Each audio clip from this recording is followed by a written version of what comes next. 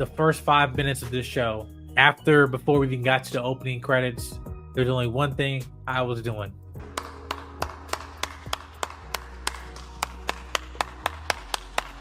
Bravo, Marvel. Bravo. You did it. We are back. We are back.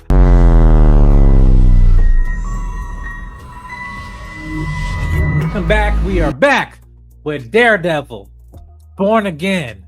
The devil has returned to Hell's Kitchen.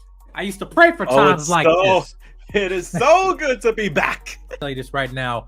As someone who have seen the entirety of this season, even though this review is going to be talking about the first 2 episodes, all spoilery, I will just tell you, for the entirety of this season, this is by far the best Marvel Disney Plus show they ever made to date. And it's not hyperbole, it is fact. I'm telling you, even also with the new TVMA rating, unlike what they did with Echo, which that was their selling point, but really wasn't TVMA, this is TVMA. I'm telling y'all, there's moments of episodes that are pacing-wise are good or too magnificent. That's the bar. Get amped. Get hyped. The hype is real. And you won't be disappointed. I'm telling you, you will not be disappointed with these 9 episodes. I mean, remember, I think it was 2018 or so. 2018. 2018 was the third and final season. You know, and then they got that news, gonna try to get that streaming service. Yeah. Look, I mean, hey, thinking about it, like, yeah, it's been what, 7 years since season 3. 8 years. Yeah, about 8 years now since season 3. We thought it was all done. We thought we were never going to see Charlie Cox, Vincent D'Onofrio, or any of these characters back until that moment in Spider-Man No Way Home, and Hawkeye said, yeah, no, we're not done with them yet.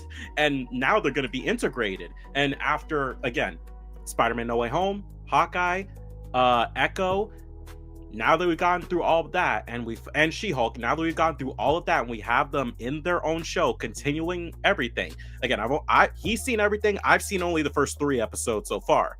But just talking about the first 2, this felt like a reunion. This felt like a honest-to-God reunion of a group of people that you actually want to see again. Because the way that it smoothly connects everything from the old Netflix series of the first 3 seasons of Daredevil and Defenders, and everything else from that era of Marvel Television into the MCU, while still making it feel like the show, but also at the same time something wholeheartedly new-ish, especially for Disney Plus. Like this is a standard that this is. What would I say? This is Marvel's Andor in a sense, where it's like, this is that show that you're just like, nah, this some good shit. I would disagree, because unlike with Andor, this show is unapologetically everybody's gonna back this mess. This is one, you feel this is not only that this is Daredevil, but also the bigger grand scheme. This is what Marvel television is supposed to be. Now, I even said this in my review, like, I don't think that I'm not going to give this show a pass of just saying, well, it's a darker show, so therefore the camera angles and all that stuff like that. No. Nah. You see other Disney Plus shows, when they try to be cheap, you see the way it's shot, you see the way that in terms of the design and look of feel of the show that's given across is like either CGI fest or cheap. And I'm telling you that this show goes back to filmmaking 101 and knowing how to technically use a camera to give a sense of atmosphere to this. And you see the quality in terms of the cinematography of this show, the way that the lighting of certain characters, which bring back old themes that the Netflix show would do, but more importantly, the editing, which I've actually met the editor of this show. I'm proud of you, girl. I'm proud of you. Emmy award-winning editor, and rightfully so. Because this show was going down a certain direction, and they're like, hold up, wait, they don't look. I want you. I'm sorry. They stopped Hammer Time. They stopped and resetted everything. And it's like, nope, we're doing this from scratch. This ain't the way to go. And I know some inside stuff about that. Yeah, like this show actually took feedback when they were going down a direction that wasn't going to end well, and like, hey, this is not how you do this, and they course corrected, and here we are. And I'm telling you that to Brad Winderbaum, to the heads of Marvel Television, also Kevin Feige, I'm telling you, if you pay attention, and I'm giving you credit for this, right? Not just as a fan, but also now as a critic, as a journalist, I am telling you, we know clear as day when you actually care about the product that you're putting out. And we know when other instances when you're half-assed doing it and just chopping up and putting in the theaters. Brave New World. But yes, this we can tell when you give your all give all of your efforts into something, and it turns out this is now going to the episode. This is probably also the best 3 or 5 minutes start of any show in my Marvel Disney Plus. Rest in peace to my homie Foggy. We called it, but we didn't call it this early. And I was not expecting it. Listen, if you watch the show simultaneously with the Netflix show, because some people gonna go in this show blind. No one, but like, it's like, I'm saying like they haven't seen the Netflix show. My wife have not seen the Netflix show or anything. I'm trying to get her to binge it so she can watch this and stuff. But for us who are veterans, like we felt that it's like, oh, we got the game back only to say bye to one of them. And to me, that's where it gives a weight of like stakes for this show. But also it was earned for fans. Like as much as some fans not gonna like it, even then we were watching it, it's like, I don't like this, man. Yeah, it's almost like some Last of Us 2 type stuff, but now I don't think that's a discussion for another time. Let's not break that. Let's not break that up right now. Well, I mean, we will talk about it because coming out this year. But anyway, but we got 3 more seasons with this show, so with Last of Us. But with this show, what you saw was the fact that they keep the heart and with these characters, even the fact that you kill them off, you still feel the presence of Foggy. Not only in these 2 episodes, but you're feeling the rest of the season. But it's also just a testament, not only just in terms of the writing, but like also the actor. Like we grow attached to that character and that that trio. But this is what happens realistically. That after with Karen, when they're going through the trial with Bullseye, which we'll get at him in a second, is like when she's just saying like, when Matt's like, it's funny, it's weird how a tragedy can destroy everything. And then she's like, nope, that's not true, and then she returned the horn back to him and stuff like that, right? Just for that piece I fell off because of that, Matt, he crossed the line of that. Oh, after what he did, he which is also the craziest scene ever. The fact that he literally threw this dude off the damn roof, and just like it's like my mouth was just like for 2 or 3 minutes. I was just sitting here. I had the same facial expression. It's like, you really do that. But then also showing how Karen didn't know who fell off the roof until she turned around. But then like she had a sense of relief, like, oh my god, okay, it's Bullseye. But it's like, oh wait, man, Matt just probably just killed this dude. But then he got back up. Apparently for some reason, right? I mean, for those who remember, he's not fully human anymore, thanks to getting his back broken by Fisk in season 3. But yeah. But what also with the opening scene, which they clipped it and already showed it in to the mass public and everything, which I wish they didn't do that. But like that opening bar scene of him coming in and they're just going up single shot, right? Off rip, and you're not realizing that Bullseye is killing everybody in the bar, just random folks just creating, havoc. I think the toll was like he killed 11 people, or so. Somewhere around there. Yeah, but as they're just going up the stairs and everything, but then you're seeing how Matt, because he is blind, like he's hearing it and like he's deflecting the when Bullseye is throwing stuff at him, but it still hits, but it's just not giving fatal blows, and he's like have like knives and stuff while he's still on him and everything. But yeah, but that it just the fact that also it was beautifully shot that you had Foggy's heartbeat at the same time when hearing it as it had last breath, and everything, and then he lost it and he just threw him off the roof. But yeah, what was your thoughts in terms of like Foggy's gone and like now we're just getting to meet this season and everything, and Look, my face when because it was just hard to believe. I was like, maybe even while Matt's fighting him, an ambulance can get there, that like someone could save him at the lot. But no, like we brought Foggy back only to get rid of him. We ended his life by the hands of Bullseye, and this was just the breaking point for Matt. And it's like everything that's happened again, and it hurts so much because like there's going to be people coming in here who have not seen the Netflix show that won't know how impactful this is. They'll still feel it most definitely, especially as you go through this season. But for those of us who watched since season 1 to season 3 and now, seeing how much Foggy and Matt care for one another, how much like brothers they are, and how much of brothers they've been like since college, and everything that the both of them have sacrificed. And it's like whatever the heck else has happened in between the events of season 3 to now that we didn't get to see in between, their cameos and other Marvel stuff, it just hurts because it's like we see it's almost the feeling of like, oh, you see an old friend you haven't seen in like a long time only to find out they died the next day. It's like it's that gut punch that's like, oh God, why did you do that? And as you said, his presence is still felt because it's the thing that drives Matt into where he is from like most of the season, especially given the fact that at least from what I've seen 3 episodes in, you really don't get that much Daredevil action with him in the suit. And that's because of Foggy. He crossed the line. And so the Man Without Fear is on retirement for right now.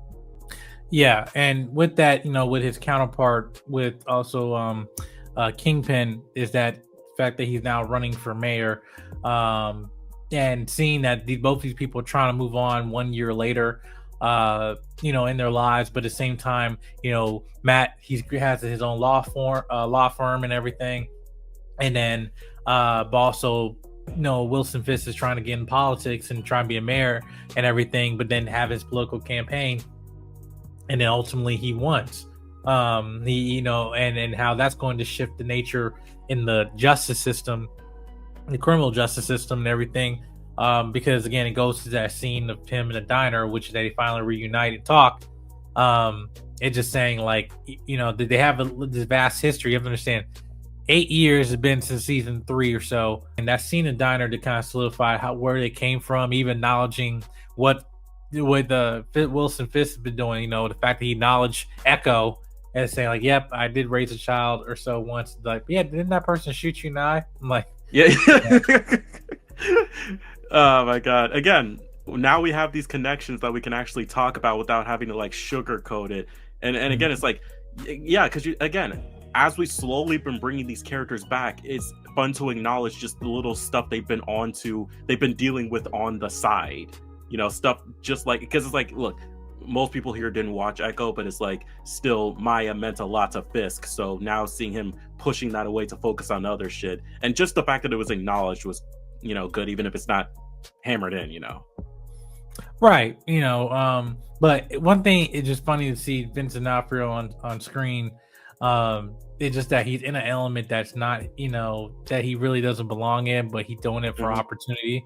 And as you slowly move through the season, you start to see him obviously go back to some of his old ways and stuff, but just seeing how him and Matt are in the element where they're trying to move on, but they can't move on from their nature, right? But I like the also supporting characters we got too, because in his campaign there's one actor in here which I still have some speculation about him even after watching all these episodes, but like the son of the guy from Sopranos, I forgot the actor's name, but yeah, I forgot it too, but yeah, you'll again, anyone who watched The Sopranos, you'll recognize him when you see him. Yeah, no, I think this is where I call it. This is where nepotism actually is working in what it should be. Where it's like, no. You have someone who's extremely talented, but also you know who his dad was, and seeing how it's in his blood. The fact that they're able to do this, right? And it's not like, oh no, he just kissing that, not doing it. No, this dude is actually acting his butt off, and even in that Sopranos prequel. But like, and I think he did a phenomenal job, and I'd love to see his career, grow, and like in the crime, genre and everything, but also other things too. Don't be well rounded. But like, I felt he was a great addition to this show. He has an element, even relatability to the current times right now in politics. When the fact that Wilson's referred to like, hey, why would you vote for me? You get shit done, bro. Right? Like they were sounding very much like how things kind of sound like now. And I mean, hell, even the way they approach it and like what people look for, like, oh, it's weird for a mayor to be out there without a wife, stuff like that. But here's the thing, that is the most realistic mess I have seen, and this is where politics, and I understand folks like, yo, guys, is it woke? Is it all that? Everything like that. Is it woke? Right. Yes. I'm telling you. But also. No. I'm not saying it's not what you consider woke to be. I'm telling you this, but there is politics in here. But this is where writing wins when you're playing, when you're writing politics that's in the story, especially if it's comic related characters and stuff. It's also tied to the comics. Wilson Fisk tried to become mayor of New York and everything. He did dive into that, other elements about vigilantism, the superhero registration act in Civil War, the comic book, right? That stuff, like, it kind of like bleeds into this season about vigilantism. But you gotta understand, now this is MCU, everything's connected. You're in New York, Avengers Tower is right around the other block. Like, well, I mean, it's not Avengers Tower anymore. We know who has it, but that's a discussion for May. Right. And going back to terms of the connectivity of it, no, that's not until 3.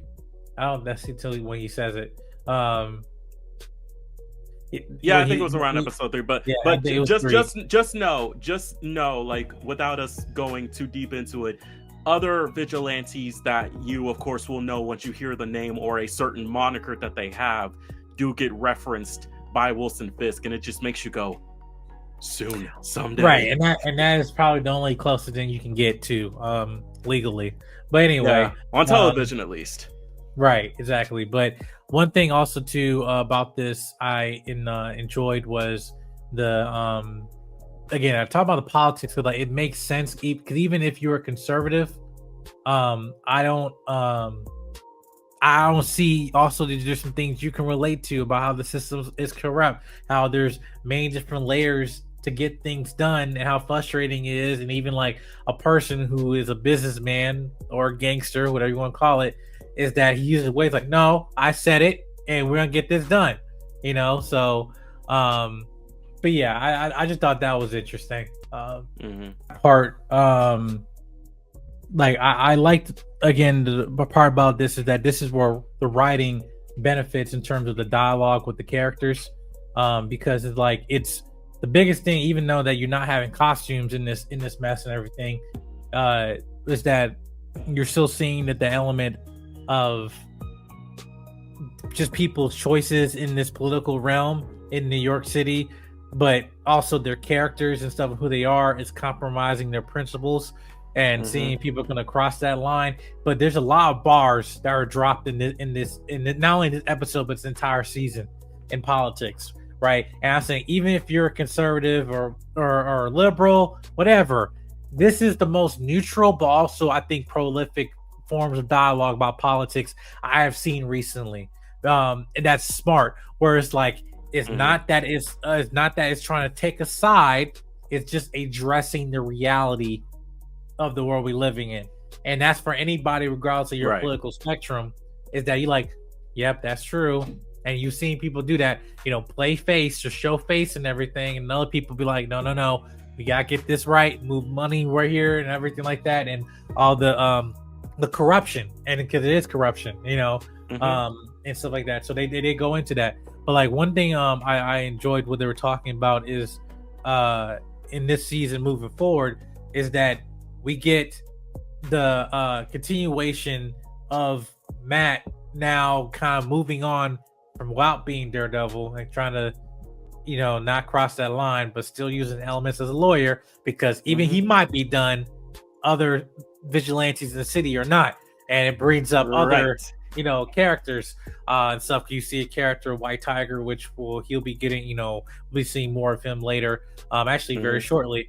But seeing how vigilantism is still going on, regardless of just Daredevil. But what was your just thoughts on that? Like of the fact that he's done, allegedly, but he's done. But like we're seeing now vigilantism is still going on without Daredevil. It's honestly crazy to see that this is now the second time that Matt has really tried to put Daredevil away. First time was Defenders, and now here. And both times it's just like, this is a life that is just a part of you. And again, without going much into episode 3, because that's really where we get to know the character of Hector Ayala, aka the White Tiger, which, by the way, I'll just say amazing performance by the actor, and RIP to the actor as well. But the connective tissue that I feel within these first 2 and first 3 episodes as well is that there are just some things that are a part of you. And Daredevil has been a part of Matt even before he made a costume, even before he had the official costume or anything else that he's had. The moment that he became blind and, made that self-sacrificing moment as a kid to save that old man and lost his sight, Daredevil was a part of him there, and there's no getting rid of that. Even as Matt Murdock, even if you put the costume away, you can't separate yourself from that. Just like how Fisk in a lot of instances can't separate himself from the Kingpin. There may be some things he can't do now that he could do before, but that's being echoed through Vanessa right now. But still, there's a lot of parts of him that he can't get rid of. There's a lot of parts that Matt can't. It's just not easy to separate when they're so integral to who you are, because they've been built into you as a kid, especially with both of these characters having these personalities being built since they were kids. So it's like trying to separate himself from Daredevil, there's only so far you can get to, and it's like the rage is going to come back out. That monster that you are, or the person that goes out there saving lives, much like Hector, is someone that you really just can't walk away from, or you can't walk away from for too long, because it's gonna come right back. And that's for a lot of superheroes, but like in this instance, it is very much the case for both Matt and for Wilson. Yeah, I also, one thing I enjoyed too was that even how Wilson is having problems too, he's been gone for a while as well. And with Vanessa, because Vanessa is now became a completely different character, now running his behind, operations and everything, and that basically creates a differences in power and stuff. But you even seen that in their own marriage. She acknowledged that there was an affair or anything, but with I knew about Adam, and stuff, but like, don't worry, it's like, don't worry, aka there's no more sleeping with anyone else but me at this point. Right, exactly. And but also, you're seeing another mental health aspect of it too, or I guess you'd call it a psychological method to it, because you have a character who's a therapist who's now in a relationship with Matt and stuff, and she's actually being the marriage counselor to Kingpin and Vanessa. And how she had to sign an NDA before she went in, and do the session and stuff. But I just think those conversations are gonna be very interesting moving forward. I just know they will be. But it takes an element of like, okay, there has been time since we last seen Daredevil and everything, so you kind of seen the roots of like, okay, when these characters now drifting to other people, they're trying not to be like. He's not trying to be Kingpin, but yet he's losing that sense of power, but he's trying to gain a new sense of power in the public eye, But Daredevil, he's stopping being Daredevil, putting up the mask, but then trying to move in with law, but yet at the same time, the system is still not in his favor of getting things done. and stuff like that. So it's like it's a double-edged sword when corruption is like that. But speaking of that, like I want to talk about the scope of this show in terms of New York, because you're seeing the community aspect of people asking questions and everything, talking about politics, but then it's like you're giving neutral views where someone's on the other side or someone's on this side, whatever, and giving their thoughts, but being realistic. Like you feel like Daredevil's in New York City. And I'm gonna be honest with you, I didn't and they keep moving on to that till like the last episode, right? But I'm telling you is that I haven't felt this way of this type of communal New York in a way, or the spirit of New York City, since the first Sam Raimi Spider-Man film. And I was talking to somebody, when we were watching a screener today from like Mickey 17. I was like telling, I haven't felt that element of New York City in a superhero movie. We have monuments and we have Times Square and all that stuff. But I'm talking about the people, the community. You know what I mean? Stuff like that. Like you haven't felt that. You felt that in this show about New York, and the grand scheme of the scope and everything. Now, but yeah, what was your thoughts in terms of the scope of the show of now in New York, but in the MCU New York now?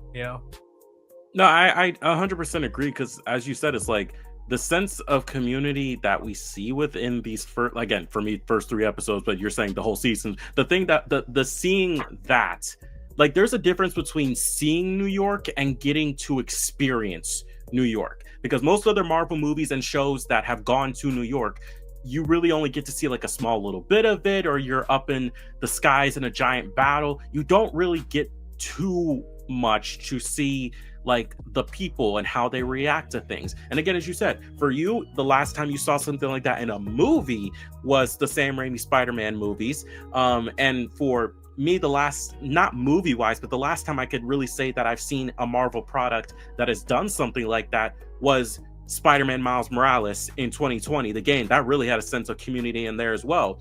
And I think it definitely helps to this show, because it's like you get to see how other people are affected by what's going on. You got someone out there recording, like, getting, opinions from others about, like, oh, how do you feel about, what happened with the trial with Bullseye? Or, oh, how do you feel about Fisk being Kingpin? Or how do you feel about Hector Ayala? Like, you just get to see their perspectives, and it makes the city feel more alive, because what the opinions of a few people are throughout the show as the events of the show continue on. And it's just something like that makes you care about New York, and I guess in a specific way care about we're not really in Hell's Kitchen within the season that much, but still, it's like it makes you care about the locations and the city and the people.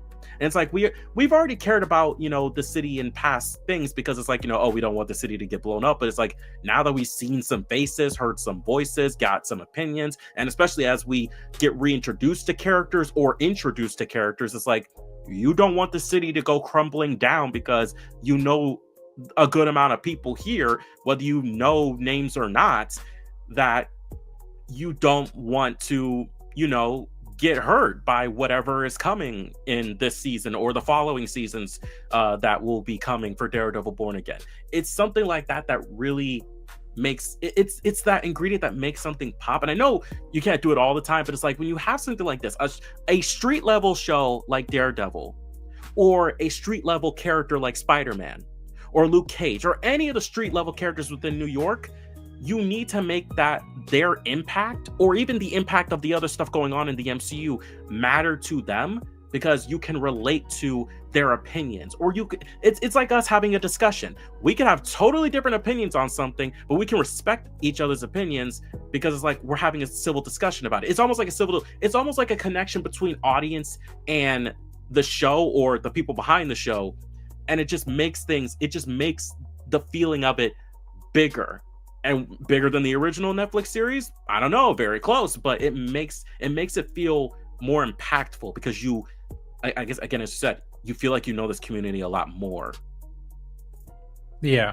And one thing I'll just say, talking about the community aspect of it, because when the first episode, first 2 minutes of the show, like even the community aspect of all the guys sitting in the bar, and with Foggy and everybody else and stuff. But listen, I'll just say this: the fact that everybody speculating online that Foggy was going to, be dead and everything, but I was expecting to be dead in the first 2 minutes of this show. It was like, how dare you? Right? I waited 8 years for this mess, and all of a sudden you killed this dude right in front of my eyes, and all of a sudden, not only that, you have the dude laughing at his corpse, and all of a sudden, so you're hearing his heartbeat, at the last second and stuff, and all of a sudden Matt was just like, you laughing? All right, time to go. Boom. No, dropping you off the roof.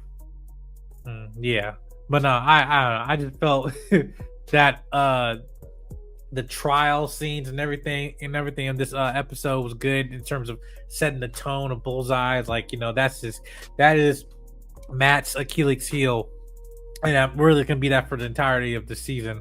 But as we're seeing again, the corruption too of other like police officers that have Punisher tattoos and stuff, right? And you're seeing also other characters who have a lot of graffiti and other things around the city that's alluding to some certain comic characters and villains in this show and everything. But I will say that it does a really good job of setting up or foreshadowing stuff to come and everything. But long story short, is the show back? Yes, it's back. It's back. It's back. We back. Full glory. And listen, well, the first thing I saw, the first 5 minutes of this show, before we even got to the opening credits, there's only one thing I was doing.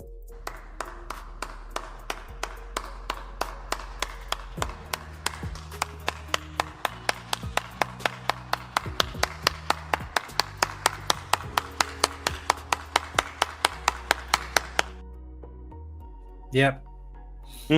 Bravo, Marvel. Bravo. You did it. We are back. We are back. We are back. Yes. But anyway, that concludes our review for episode 1 and 2. Spoiler review of Daredevil Born Again. Make sure you come back on, I believe, Wednesdays? On Tuesdays. So I guess yes. Yeah, I guess we're doing prime. Are we doing prime time again? Yeah, we're doing prime is 9. We're back prime time, baby. Yeah, prime time for this show. Yes, we're the world for comic book television is bright right now. Reading good. Anyway, we'll see you guys in the next video. Peace.